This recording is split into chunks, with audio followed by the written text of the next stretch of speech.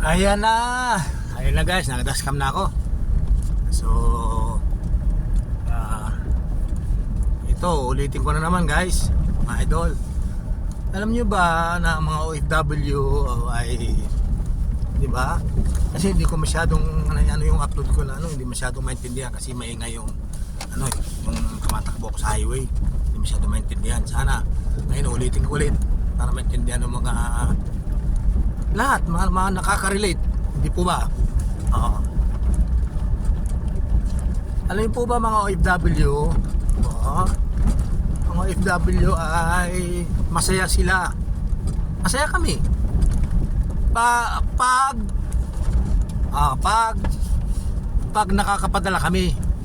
Pag nando kami sa padalahan, masayang masaya kami kasi marami kami nakikitang mga Pilipino, mga nakakasalamuha, di ba? Masaya. Nandun ka na sa padalan. Di ba? Masaya. Lalo pag nakuha mo na yung resibo mo, gano'n padala. Di ba? Masarap na pakiramdam kasi pag nakapagpadala ka na, ang sarap na pakiramdam guys. Ganyan na pakiramdam ng OFW. Na natutugunan mo lahat, na bigyan mo yung masaya sila sa Pilipinas, masaya ka rin dito sa abroad. Di po ba?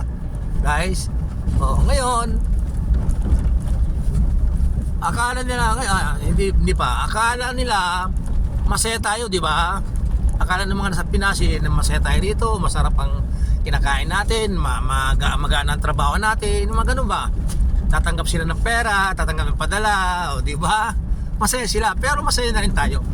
Pero sa likod ng mga masasayang pag nandun ka sa padalahan, pag-uwi sa Pilipinas, pag-uwi mo ng bahay, ng accommodation, lalo na pag nasa kwarto ka na, mag-isa ka na ulit, malungkot ka na naman. Di po ba? Nandun na naman yung pangungulila, balik na naman yung lungkot mo, halos hindi mo na mamalayan, tumutulo ng luha mo, mag-isa ka na naman ulit. Di ba? Bukas na papasok ka naman sa trabaho, hindi mo malaman kung may, di ba ganun ba? Di mo alam kung bukas may trabaho ka pa o wala na.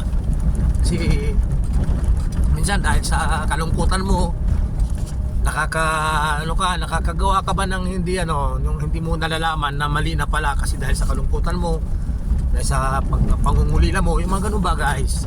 Kaya ang akala ng mga tao sa Pilipinas, mga kapamilya natin, napakasarap ang buhay natin dito. Di po ba? Kaya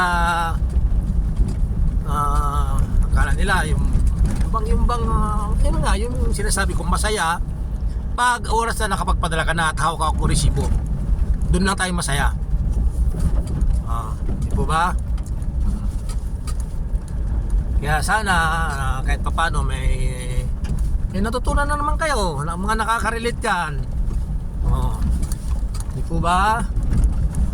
Kaya yung mga pamilya natin sa Pilipinas, masaya sila pagka tayo. Kaya ngayon masaya ka rin. Kaya kahit na malungkot ka, pinipilit mong sumaya dahil para sa pamilya. Di po ba? Katulad nito, pag nakakita ka ng ganitong daan, sige nga, walang katao-tao, di ba? Pag nakakita ka ng ganitong daanan, walang tao, wala kang ako na mag-isa dito, wala kang kausap, di po ba? Di ba malungkot? Di ba kung anong maiisip mo? Maiisip po pamilya mo sa Pilipinas. May naisip ko yung aking mangyan. Di po ba? Ganon po kaming mga OFW. Kaya sana po maraming nakaka-relate. Ganyan po kami kahirap dito. Nakakala nila masarap ang buhay namin. Hindi po. Ang hirap po ng kumita. Kaya nga po inuulit-ulit.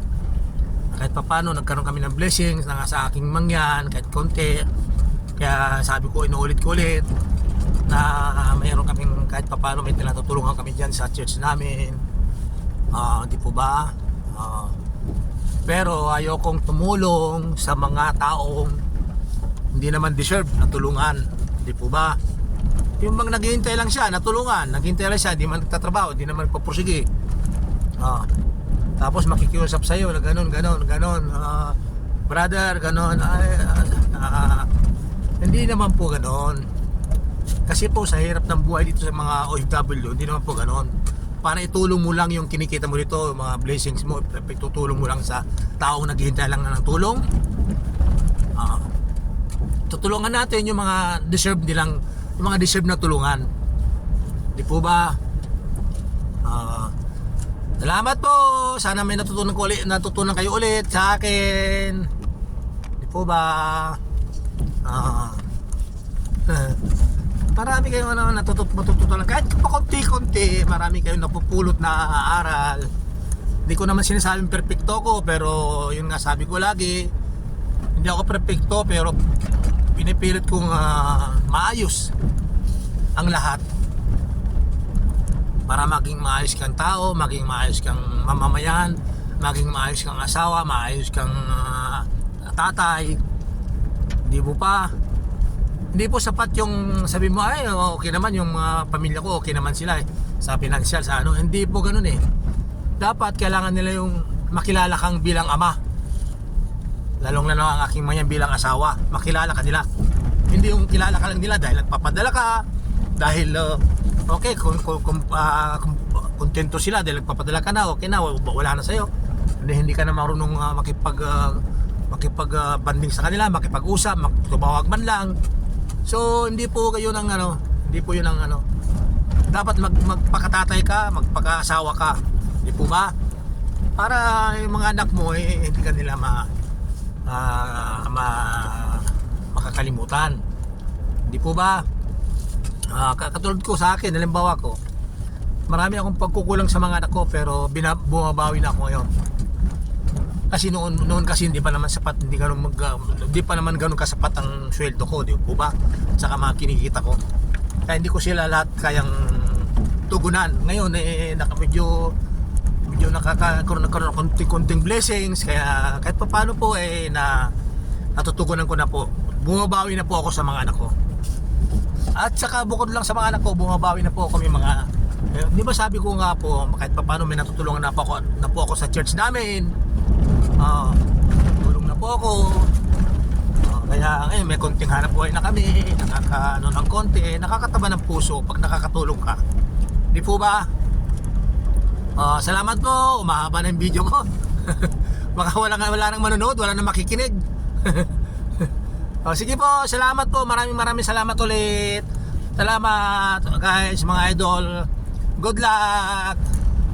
God bless.